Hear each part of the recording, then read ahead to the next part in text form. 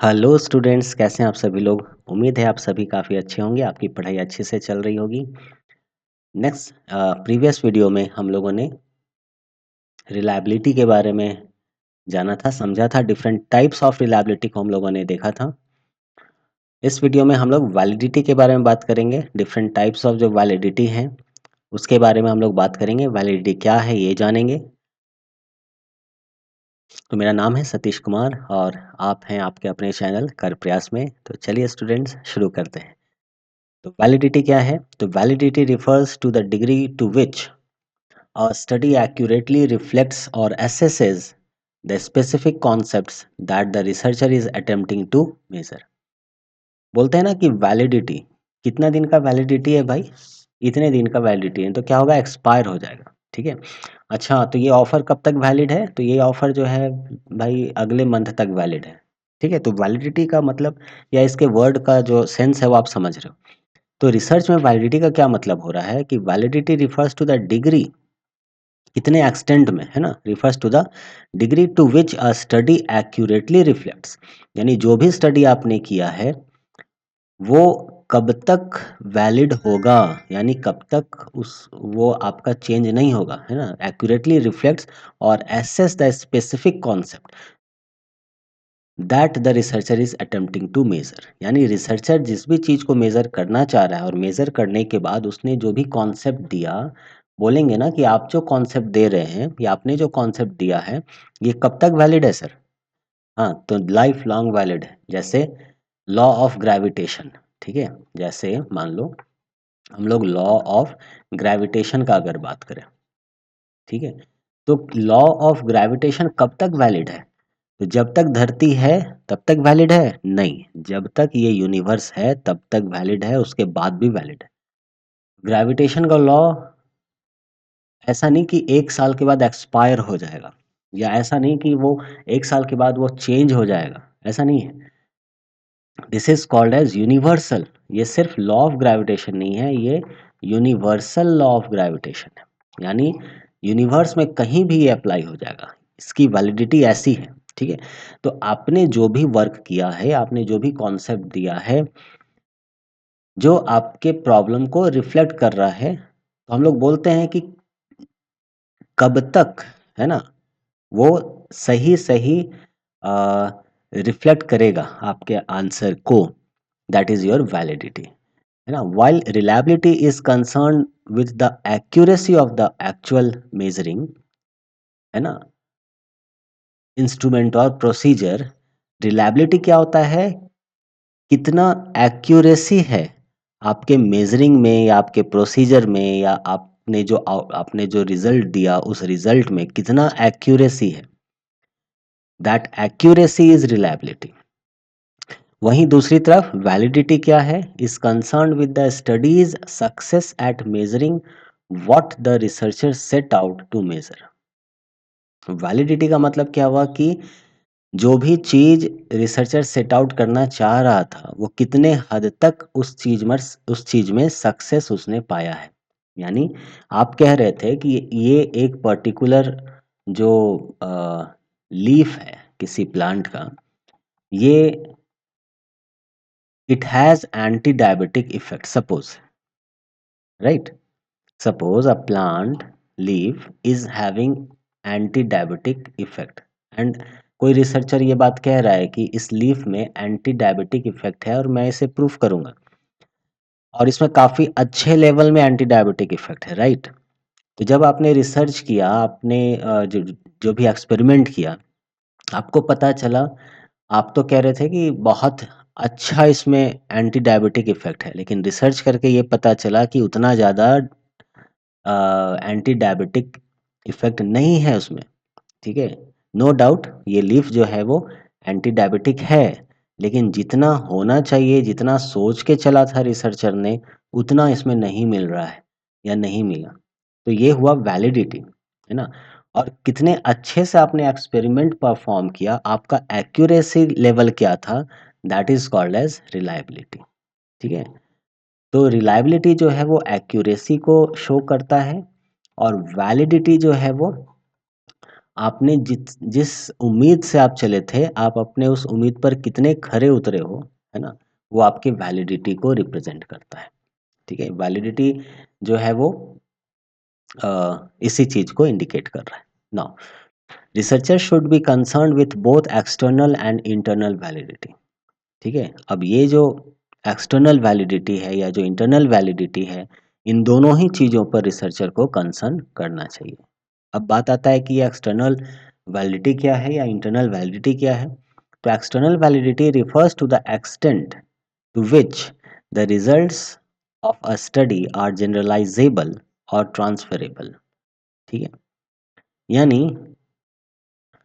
कितने एक्सटेंट में जो भी रिजल्ट आया है आपके स्टडी का वो ट्रांसफरेबल है या जनरलाइजेबल है। आप अपने रिजल्ट को कितना जनरलाइज कर सकते हो या कितना ट्रांसफ़र कर सकते हो। ट्रांसफ़र करने का मतलब ये हुआ कि मान लो इस लीफ में आपने वर्क किया और आपको पता चला कि हाँ, इस लीफ में एंटी डायबिटिक इफ़ेक्ट है, लेकिन इतना नहीं है कि हम इंडस्ट्रियल वे में इसकी गोलियाँ बना के पेशेंट को दे सकें और वो ठीक हो जाएगा, ठीक है? तो is not very much uh, generalized, है ना? You can not generalize this और you can not transfer this to the some company और फैक्ट्री कि वो उस पर मेडिसिन बना सके, ठीक है? तो ये हो गया एक्सटर्नल वैलिडिटी। लेकिन मान लो आपने इस पर वर्क किया, आपको बहुत अच्छा एंटी डायबिटिक इफ़ेक्ट मिला, तो आप चाहोगे कि इस पर मेडिसिन बने और आप फिर इसको ट्रांसफ़र कर सकते हो किसी को, किसी इंडस्ट्री को, किसी कंपनी को, ताकि अ, जो लैब में आपने रिसर्च परफ़ॉर्म किया, अब वो एक इंडस्ट्रियल वे में उस पर काम हो सके, राइट? तो ये है एक्सटर्नल वैलिडिटी। इंटरनल वैलिडिटी क्या है? It refers to number 1 the rigor with which the study was conducted. Example, the study design, the care taken to conduct measurement and decision concerning what was and was not measured. मतलब the rigor with which the study was conducted. किस हद तक या अ, किस वे में, है ना, कहलाता है, ठीक है? तो the rigour with which, rigour का मतलब क्या, कितनी सावधानी से आप किसी चीज़ को परफॉर्म कर रहे हैं, ठीक है? How much you are concerned to that thing, ठीक है? और doing something carefully with great attention to detail, है ना? किसी भी चीज़ को बताने के लिए कितने केयरफुली आप किसी चीज़ को परफॉर्म कर रहे हो, that is rigour. So the rigour with which the study was conducted, मतलब कितने ध्यान से, कितने सावधानी से या कितनी बारीकियों से आपने रिसर्च को कंडक्ट किया है या स्टडी को कंडक्ट किया है, दिस इज इंटरनल वैलिडिटी। आप अगर ऊपर-ऊपर से वर्क कर रहे हो तब तो क्या रिज़ल्ट मिलेगा? नहीं मिलेगा। ऊपर-ऊपर से आप करो, लेकिन आप काफ़ी फ़ोकस्ड होके कर रहे हो, काफ़ी आप बारीकी से कर रहे हो या काफ़ी सावधानी से आप कर रहे हो, तो एरर नहीं होगा। आपके जो भी डेटाज़ आएँगे, उसकी एक्यूरेसी लेवल काफ़ी हाई होगी, ठीक है? तो इसीलिए कितने ध्यान से आप इस चीज़ को परफ़ॉर्म कर रहे हो, किसी एक्सपेरिमेंट को या किसी स्टडी को, वो उसका इंटरनल वैलिडिटी होता है, ठीक है? द स्टडी का डिज़ाइन जो आपने किया है, वो कितने अच्छे से किया है, the care taken to conduct measurement, measurement conduct करते समय आपने कितना केयर लिया है। जैसे टेस्ट ट्यूब वगैरह में जब हम लोग अ, किसी वॉल या ये मान लो, आप कह लो कि सिलेंडर में, है ना? जो वॉल्यूमेट्रिक सिलेंडर होता है, उसमें किसी लिक्विड को जब हम लोग मेज़र करते हैं, तो उसमें अपर मेनिस्कस लिया जाता है या लोअर मेनिस्कस लिया जाता है, तो वो आपने ध्यान रखा है या नहीं रखा है, ठीक है? अपर मेनिस्कस या लोअर मेनिस्कस का, तो वो आपने बारीकी से ध्यान रखा है या नहीं रखा है। Decisions concerning what was and was not measured, क्या मेज़र करना चाहिए, क्या मेज़र नहीं करना चाहिए, इन सब चीज़ों का आपने ध्यान रखा है या नहीं रखा है, ये इंटरनल वैलिडिटी की बातें होती हैं। जो दूसरी बात है वो क्या है? Extent to which the designers of a study have taken into account alternative explanation for any causal relationship they explore. मतलब कि मतलब क्या हुआ? To ex the extent कितने हद तक, to which the designer of the study, study के जो भी डिज़ाइनर हैं, जो उसको डिज़ाइन किए हैं, ठीक है, have taken into account alternative explanation for any causal relationship they explore, यानी जो भी उन्होंने खोजा है, वो ऐसा क्यों हुआ, किस तरह से हुआ, उसका क्या कोई अल्टरनेटिव एक्सप्लेनेशन उन्होंने अपने पास रखा है? क्या वो बता सकेंगे इन चीज़ों को? तो ये क्या कहलाया? Internal validity. तो इसीलिए कोई भी अगर रिसर्चर है तो उस रिसर्चर को शुड बी कंसर्न्ड होना चाहिए एक्सटर्नल या इंटरनल वैलिडिटी दोनों पर ही, है ना, वो कंसर्न होना चाहिए। Now scholars discuss several types of internal validity. External validity जो है सो तो है, लेकिन इंटरनल वैलिडिटी है, इसके बहुत डिफरेंट डिफरेंट टाइप्स होते हैं। तो ये डिफरेंट टाइप्स क्या-क्या हैं, इसको ज़रा हम लोग देख लें। तो पहला है face validity. Face validity is concerned with how a measure और प्रोसीजर अपीयर्स। मतलब जो भी प्रोसीजर है वो कैसा दिख रहा है, फेस क्या होता है? सामने से जो दिख रहा होता है। तो आपने प्रोसीजर कैसा डिज़ाइन किया है, मेजर जो है वो आप कैसे कर रहे हो, तो जो भी सामने से दिख रहा है, that is face validity. Does it seem like a reasonable, ऐसा लग रहा है कि आप जो कर रहे हो बिल्कुल सही कर रहे हो? देख के ही समझ में आ जाता है कि नहीं, आप सही नहीं कर रहे हो, है ना? Like a reasonable way to gain the information the researcher are attempting to obtain, है ना? होता है ना कभी-कभी कोई प्रोसीजर अपन लैब में परफॉर्म कर रहे होते हैं, तो अ, जो गाइड हैं वो आते हैं, वो देखते हैं और बोलते हैं कि ये क्या कर रहे हो? तो भाई ऐसा-ऐसा, अरे ऐसा क्यों कर रहे हो? तो तुम गलत कर रहे हो। तो ऐसा ल वो या फिर वो ऐसा पूछ सकते हैं कि तुमको लग रहा है कि तुम जो कर रहे हो सही कर रहे हो, ऐसे ही होता है? देखे हो पेपर, देखे हो, पढ़े हो, जानते हो इसके बारे में? तो कैंडिडेट जो है वो बोलेगा कि नहीं सर या नहीं मैम, हमने मुझे ऐसा लगा कि ऐसा करना चाहिए। अरे तुमको लगने से क्या होता है? पहले देखो, जानो, समझो कि किस तरह से ये चीज़ें की जाती हैं, फिर इसको परफ़ॉर्म करो, ठीक है?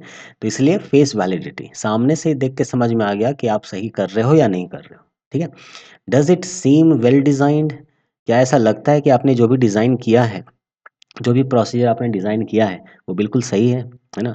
डज़ इट सीम एज़ दो इट विल वर्क रिलायबली, क्या ऐसा लगता है कि ये रिलायबल होकर के वर्क करेगा, है ना? अनलाइक अनलाइक कंटेंट, जैसे मान लो कि किसी प्लांट का एक्सट्रैक्ट ही बनाना है ना?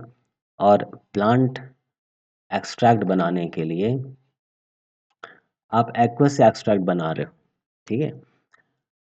या मान लो चलो आप किसी दूसरे सॉल्वेंट पर एक्सट्रैक्ट बना रहे हो, ठीक है? आपने क्या किया कि आपको मिथेनॉलिक एक्सट्रैक्ट बनाना है सपोज़। आप मिथेनॉल को लेकर के एक बीकर में आपने मिथेनॉल को डाला, ठीक है? आपने मिथेनॉल को डाला। ऐसे हम लोग जो मिथेनॉल एक्सट्रैक्ट बनाते हैं सॉक्सलेट एपरेटस को यूज़ करते हैं, लेकिन मान लो आपने क्या किया, आपने मिथेनॉल यहाँ पर डाला और जो भी मान लो कि आपका प्लांट प्रोडक्ट था, आपने लीफ लिया। लीफ को ड्राई किया, ड्राई करके आपने क्रश कर दिया, तो ये पाउडर्ड फॉर्म हो गया लीफ का, ठीक है? मान लो यहाँ पर इसको ग्रीन से ले लेते हैं, है ना?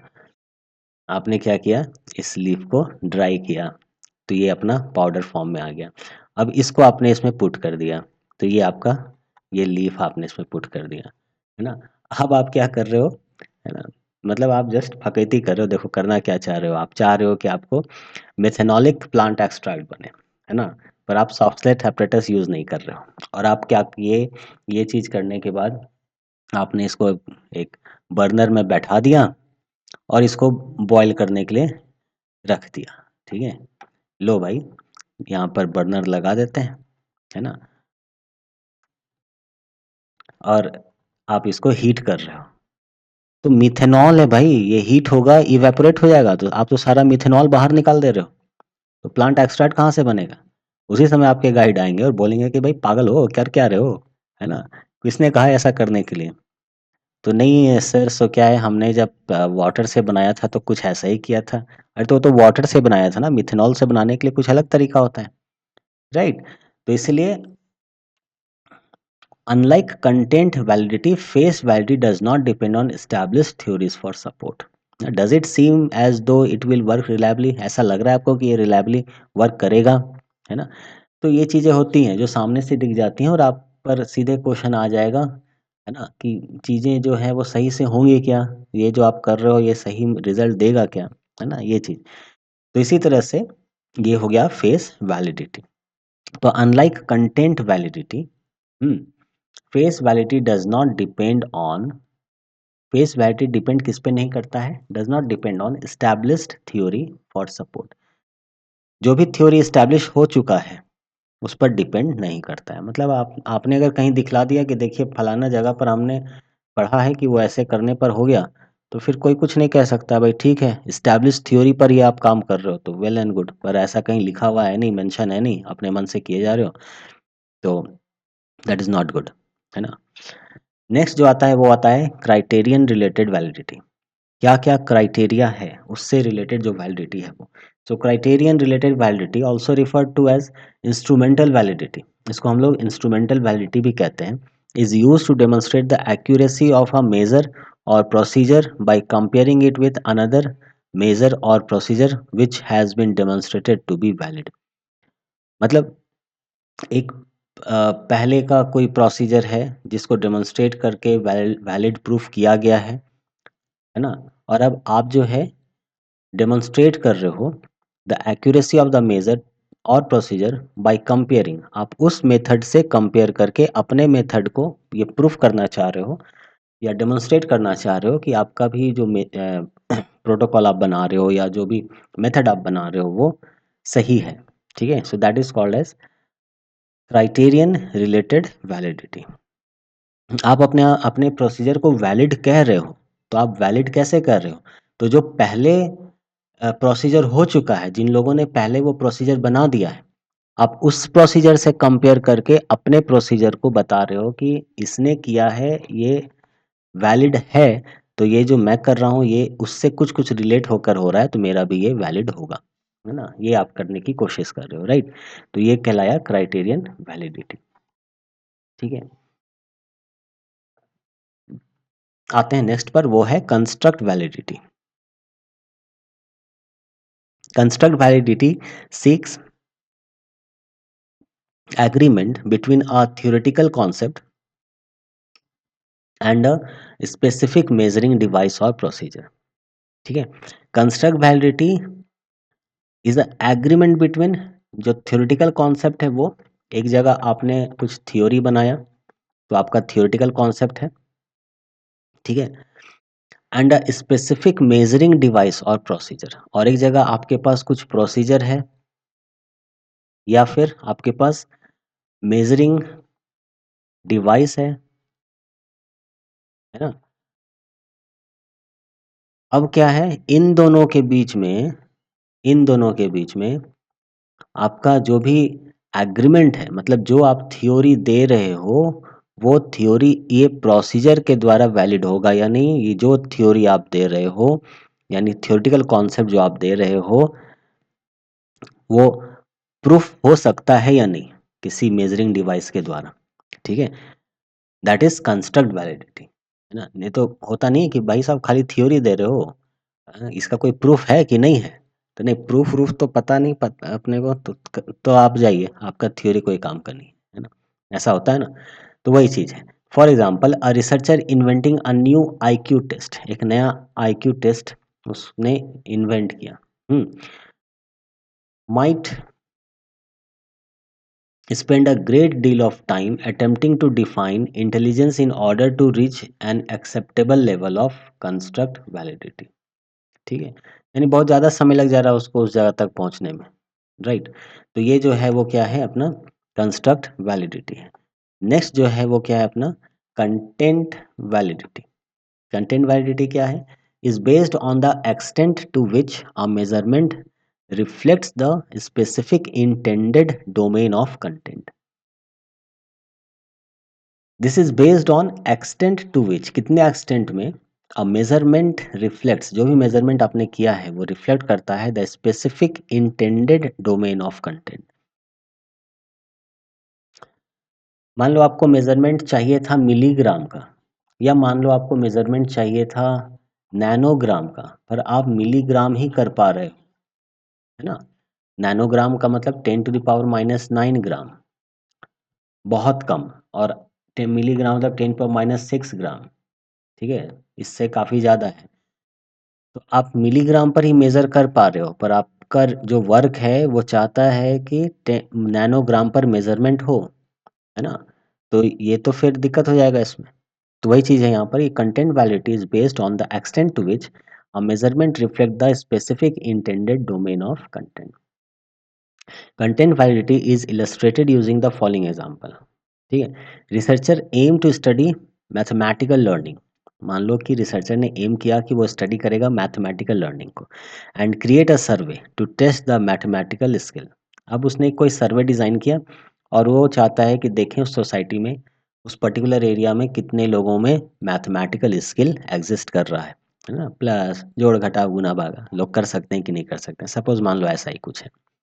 If these researchers only tested for multiplication, मान लो ये जो भी रिसर्चर थे, दो तीन लोग मिल करके कर रहे थे सपोज, उन लोगों ने सिर्फ मल्टीप्लीकेशन करने आता है कि नहीं आता है सोसाइटी में यही देखा, and then drew conclusion from that survey कि their study would not show content validity.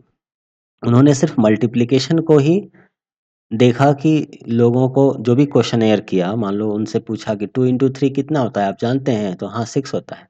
अच्छा तो 5 इंटू 10 कितना होता है? 5 गुने 10 तो बोला 50 होता है। अच्छा 10 गुने 5 कितना होता है? तो बोला 50 होता है। बस मल्टीप्लिकेशन को ही टेस्ट किया, प्लस माइनस डिवाइड जो है या परसेंट जो है ये इन्होंने चेक नहीं किया। तो आप कंप्लीटली नहीं बोल सकते हो कि मैथमेटिकल स्किल जो है वो डेवलप्ड है उस पर्टिकुलर सोसाइटी में, राइट? इसीलिए there study would not show content validity, content आपका सही नहीं है, because it excludes other mathematical functions. ठीक है, आपने अदर मैथमेटिकल फंक्शन को इसमें इंक्लूड नहीं किया है, बाकी चीज़ें एक्सक्लूड हो गई हैं, और आप सिर्फ, आपका टॉपिक सिर्फ मल्टीप्लिकेशन तक नहीं था, आपका टॉपिक था मैथमेटिकल स्किल। तो मैथमेटिकल स्किल बहुत बड़ा चीज़ होता है, आप सिर्फ मल्टीप्लिकेशन तक ही अपने को सीमित कर दिए, और इस कारण से your result is not valid, है ना? बोल सकते हैं ना, योर रिजल्ट और your outcome is not valid.